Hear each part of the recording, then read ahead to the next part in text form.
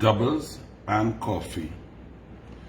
If you need, I don't think you need, but if you need more evidence that Keith Christopher Rowley and the PNM government is heartless, a letter went out 5 days before action was to be taken by the PNM government on CEPEP workers.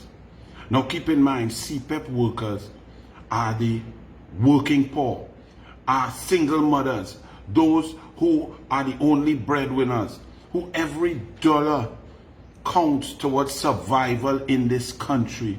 The PNM sent out a letter to contractors on January 12th, actioning their decision for January 17th to start the new year by attacking the poorest of the poor. That is Keith Rowley's PNM. Let me read it for you. CEO tells CEPEP contractors, reduce staff by 2/3. For you who don't know, CEPEP contractors may get 3 crews of 10 people to go out there and keep the environment clean, cut bush, go in tracks, keep the place nice, keep recreation parks around, keep neighborhoods. Some of you feel it's just paying stones, but it's a lot of great work that these people do. They normally have 3 crews of 10, 30 people. CEPEP is telling, PNM CEPEP is telling the contractors they have to cut that by 2/3, by 20 human beings, by 20 salaries, taking food off the table of 20 families. That is PNM for you in a pandemic. Some CEPEP contractors are calling on the company and the government to explain why instructions have been given to reduce the number of workers under their supervision. The contractors were told in a letter signed by CEPEP CEO Keith Eddy, dated January 12th, that the number of teams under each contractor will be reduced from the 3 to 1 effective January 17th. Each team comprises 10 workers. The letter read in part, we ask that you submit to us a list outlining your 10 employees. So now you are making a contractor who has built relationships with his team to select 20 human beings who will be denied the opportunity to earn a living, to put food on the table. How could you ask another human being to do that? Just like that, in 5 days. Think about how heartless you really had to be to write this letter, to make this decision, for this decision to come down from the cabinet, from the ministry, from the government, from the prime minister in a pandemic, while they're paying Faris Al-Rawi rent. They're paying Faris family rent. They're paying Johnny Sukaran rent. They're giving contracts across the board, right? They're giving contracts across the board to friends and family. Those here stop. Those here stop at all.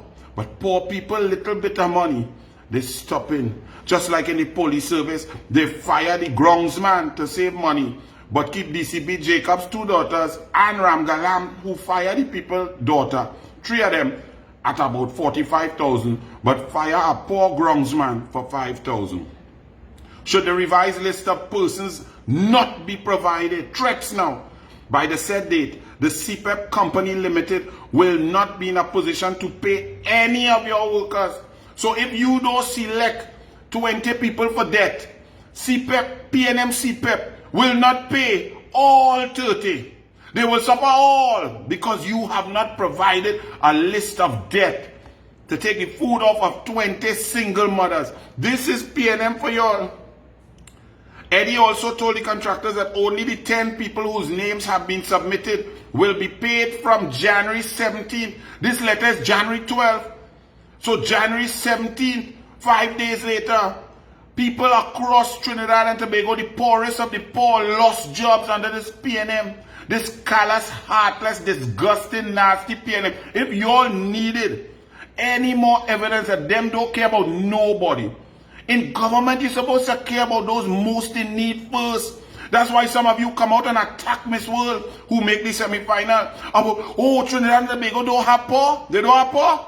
Well, they just got, if 10 contractors did this, they just got 200 more people to fall below the poverty line. They were just hovering like a helicopter that the PNM lease. We getting down to that. We getting the information just hovering over the grass. People were just hovering over the poverty line. And now the PNM have dumped them, pushed them, slid them, made them slip precariously close and definitely under the misery line, not the poverty line. So all you go and attack Miss World again. Don't attack Rowley. Don't attack the PNM for attacking poor people. Don't criticize the policies of the rich getting richer and the poor getting poorer, and hopefully some will trickle down. Don't criticize Rowley. No, criticize a little girl who represented Trinidad and Tobago and telling the truth. In my group, I have 15 women, says one contractor, 15 women working with me, most of whom have children. To me, the way in which this was done was very inhumane. And those contractors, mostly, if you understand politics, are PNM contractors, saying that the PNM decision to fire people, 2/3 of people, 2/3 of staff, in a heartless power play, to save scraps on top of cutting food support, and Donnercock saying it was to investigate people with Mercedes-Benz who have food card. What are the most vulnerable going to do? Now you all understand why the people in Beetham could smell tutu water for 23 weeks. 23 weeks living in tutu water.